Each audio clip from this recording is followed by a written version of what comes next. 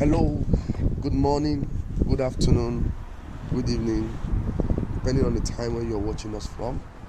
You're welcome to our YouTube channel. I will bring you exciting content. We've been talking about relationship for a number of times, and then we want to really appreciate all of you for liking, for commenting, and for sharing. Today we want to talk about something very interesting. We've been married for the past 7 years, and we've been enjoying the beauty and the dividend of relationship. I'm sure the woman by my side knows that I can do this better again. Even in her next life, she will still choose me. Sure. So she's admiring me back. Because you are taking good care of me. Beautiful. Say it again so that they hear it. Don't be They should know that Adamawa people are trying. And Calabar, they are the best. Go and sit down. You want to try acquire for my We want to talk about something very important, and that is marital boredom. It's very difficult to find people who get married and then they are not bored. It's important that, when we got married, there's something that happened. I think when I got married, I just had bed, chair, and table and freezer. I didn't have anything. So no television. There was vision. There was vision actually. One of those times we were discussing, and somebody asked me, say, what do you do with your spare time? I said, I discussed with my wife. After prayer, I said, are you not tired doing that?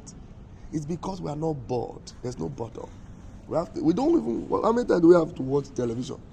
Because it's unrealistic. We watch the realistic part of life. So we've been able to handle boredom. So we want to talk about how to handle boredom. The Bible said in Genesis that it is not good for a man to be alone. So which means one of the therapy God wanted to provide was the therapy against being bored. But unfortunately, there are people who are married and they are still experiencing boredom. They imported boredom from singlehood and they carried it into marriage. So what do you have to say?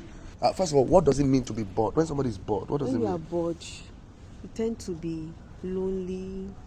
There's lack of good communication. So, what are the signs of boredom?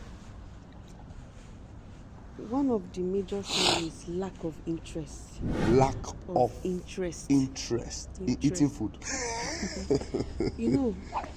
Interest is a gate pass in a healthy relationship. Okay. So before marriage, you should have interest for your spouse. Yes. So if there is no force of interest that in is courtship, sustained, yes, that is sustainable, you cannot create one in marriage. It is good that when you are courting, you should start developing interest. Interest in his pursuit, what he likes doing, in everything about him. Show concern about him, so that in marriage it is just a continuity of what extended continuity. Amen. Take for instance now, we are married. Not for instance, we are married. Okay, we are married. So in marriage now, I'm always concerned about your well-being. I know you are a lover of God. So personally, I love things of God. Even the things you do, even sometimes when it seems as if you are not even doing them, because I have interest in it, I even stir you up. Was it sometimes ago I say, sweet, those things you like doing in the night, you're not doing not doing again. Now, let me give an illustration. Okay, go back a little. That's how interest is. Are you getting me? Okay. Now, we'll be coming together. That is, when you are in courtship, everybody is coming differently. We meet at a point, and then we go in the same direction. So what took us to this direction is the interest. So we're having individual interest. We met at a point, and then our interest became simultaneous. Then we created an interest. Then in marriage, when that interest is lost, because most times people get married and then they find out that The interest they sustained, they felt it was false or it's not sustainable. So loss of interest brings boredom. Are you getting me now? And what makes interest lost? Now let me share something with you. Interest is lost when the care and concern is not balanced. When you are the one that cares for me and you are not I'm not reciprocating. There should be a feedback. Thank you. There should be a balance. Are you getting me? So when there is the balance of interest, are you getting me? You are a nurse. I'm a parasitologist. Okay. And if all you care about is nursing profession and you don't care about mosquitoes, I remember when you were doing dengue and all those things. Your research. So there should be an interest. So the interest should be balanced. That is what brings about lack of interest. And how do you tackle that lack of interest? How do you tackle it? You begin to do, you create a new avenue. Okay. To likening those things. Okay, to change the routine. Yes, the routine. You know, when you do things the same way, the same time, every day, okay, it becomes routine. Okay. But since I'm preferring solution to lack of interest, I create a new avenue. Yes. Like we can go for a date. Okay. You know, and the truth of the matter is that marital conflict are a product of the mind. The mind can shift, or the mind should shift. Are you getting me now? Not like Nigeria. They brought change for us. They now say it's renewed hope. So they want, the first thing is that the people's mind should shift into something. So there should be a renewal of the mind. And also it is important that we go back to better. Recreate memories around that. Take her back to the place you proposed to her. Just bring out something out of it.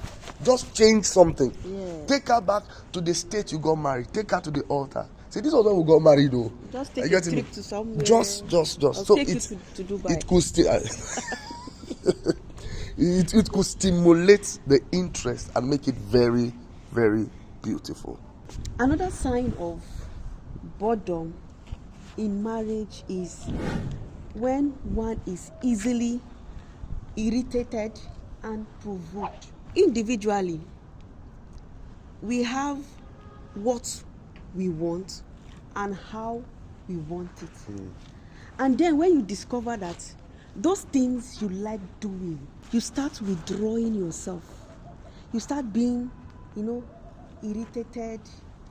Things you are being disgusted about, little things that don't even matter, is a warning sign that boredom is setting in marriage. And don't forget, boredom and irritation is the last class you attend before depression, because they are symptoms, signs of emotional disorder, which is called depression. Okay. So if you don't want to be depressed, start doing those things which makes you happy. So I don't know whether you yes, start doing those things that makes you happy. The first point of dealing with those things is communication. You must be able to trace what is making you withdraw. Sometimes it can be a text message you read you didn't like. Are you getting me now? Sometimes it can be something the man said you didn't like. And instead of discussing about those things, you kept it in your mind. Before you know, you became irritated, you became withdrawn, you became cold. So it is important that you speak up. And when those matters are brought, it is important to trash them. Let's not just throw them under the carpet. Sorry is not hard. Yes. SORRY. Right. I have them plenty, sincerely. If you need, come and buy. Sorry. It ends the matter very seriously. So it is important that you understand that if there is withdrawal, if there is boredom, if there is depression or whatever terminology the nurse midwife is trying to present to us, let's understand that we need to discuss about it. The baddest of the bado signs and signals of boredom is not talking about everything with your spouse. Okay. Not talking about your routine. Okay. Your daily activities with your spouse. So when you discover that you are not communicating heart to heart. Yes, there's no free flow. There's no free flow. It shows that boredom is setting in. It don't enter. And if you need a therapy, just inbox me. Therapist, no I'm sister. telling you. With chickeny money. Chickeny. Money. How much? How much? How many dollars? Don't worry, just. Okay. So this one, you will not give them the signs. I will not They give should them consult They you. should consult me. Consult next CEO. She will cook the food that will end boredom. Okay, I know that I feel now. I know that one of the signs of boredom is when you begin to think about singlehood. You know, the Bible said that the children of Israel, they left Egypt, but Egypt didn't leave them. They began to think about cucumber, garlic.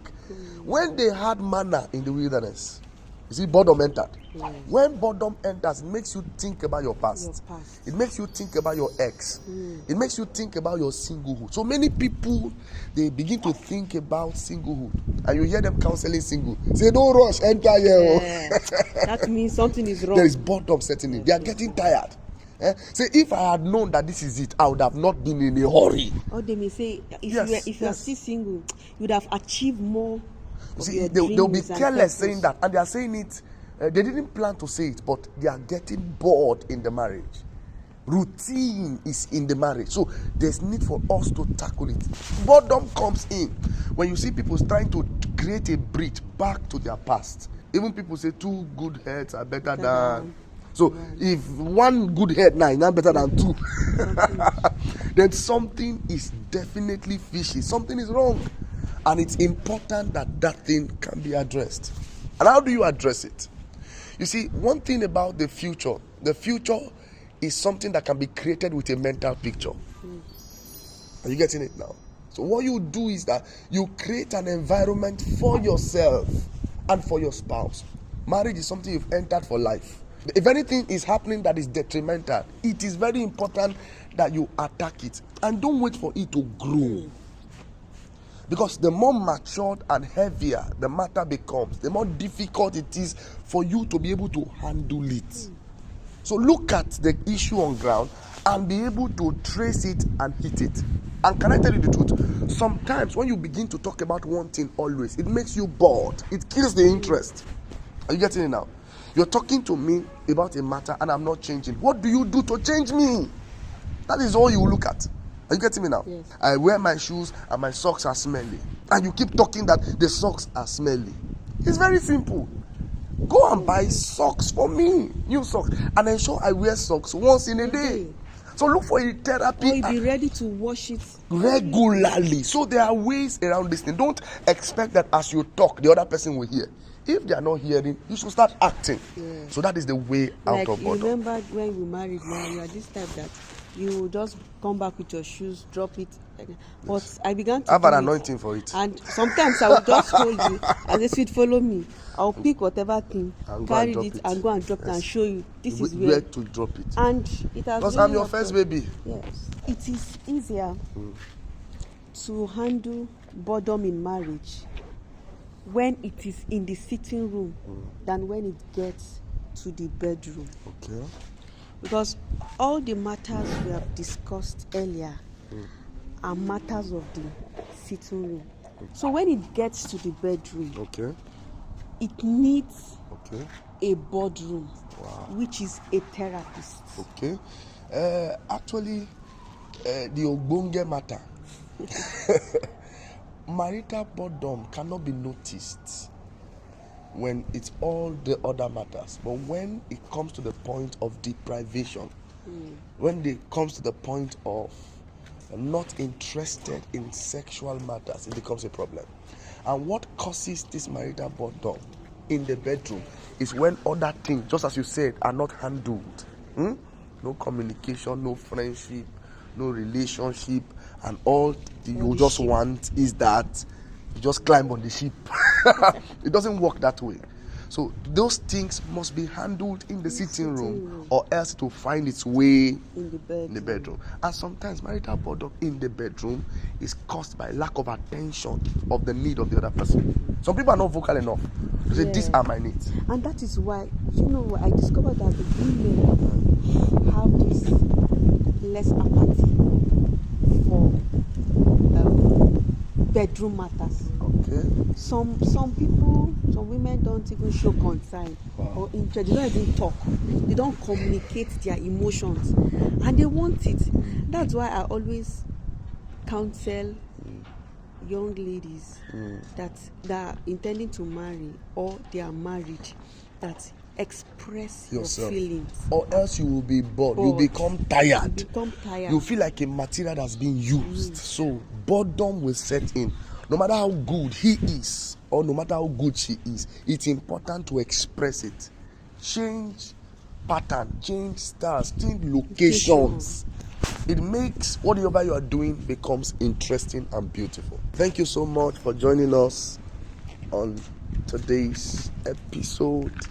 We believe you were blessed. We believe you touched. We believe you were what? Energized. We believe that you were believed. So please subscribe, like, share, comment. Some people will watch and will not comment. They'll just go and be smiling. And they'll be smiling. And somebody is smiling and I'm talking to you. The person is smiling. Comment. It will not hurt. I tell you the truth. It won't hurt. And send mails. I'm telling you, to our mailbox. Yes. Send the money in dollars. I'm telling you. Like how much dollars do you want them to send? Any dollar. And any dollar is no dollar. Is no dollar. It's $1,000 US dollars. So that we are going to shut down. Why are we shutting down if they send that kind of money? See, my problem is that when you give a blank check, you just go blank. So thank you so much for joining, for liking. We sincerely love you, and we believe that our prayers will work.